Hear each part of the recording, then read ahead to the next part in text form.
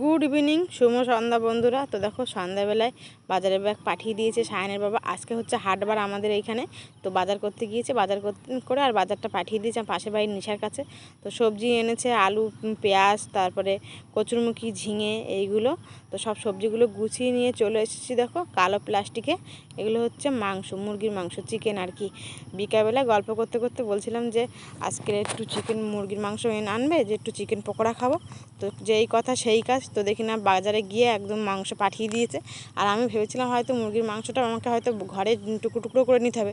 তো আমি মাংসটা খুলে দেখি না একদম টুকরো করে কাটা আছে, কেটে পাঠিয়েছে। তো ওই জন্য আমি মাংসটা ধুয়ে নিলাম। ধুয়ে নেওয়ার পর দেখো পেঁয়াজ, রসুন আর গোলমরিচ দিয়েছি, গোলমরিচ আর এখানে দিচ্ছি লেবুর রস। ওগুলো দিয়ে মশলা মানে মাংসটাকে ভালোভাবে মাখিয়ে নিচ্ছি। লবণ আর লঙ্কার গুঁড়ো দিয়েছি, দিয়ে মেখে নিচ্ছি ভালো করে। মেখে নেওয়ার পরে কিছুক্ষণ রেখে দেবো, মানে অনেকক্ষণ মতো রেখে দেবো। প্রায় বাজারটা পাঠিয়েছিল 8টার দিকে, আর আমি 8টার দিকে সব গুছিয়ে প্রায় 9টার দিকে গেছি। পুরো 1 ঘন্টা পর গেছি আর কি পকোড়া করতে। তার কারণ সায়নও টিউশন থেকে চলে আসবে, ওর বাবাও বাজার থেকে বাড়ি চলে আসবে, তো সবাই মিলে একসঙ্গে পকোড়াটা খেতে পারবো। তো ওই জন্য পকোড়া তারপর 1 ঘন্টা রাখার পর কর্নফ্লাওয়ার দিয়ে আবার মেখে নিয়েছি। আর একটু ডিম দিলে ভালো হতো, প্রথমে ভাবছিলাম ডিম তো নেই ঘরে, তো কি করব, তো ডিম না দিয়েই ভেজে নিয়েছি। তো ডিম দেয়নি, শুধু পকোড়াতে কর্নফ্লাওয়ার দিয়েছিলাম।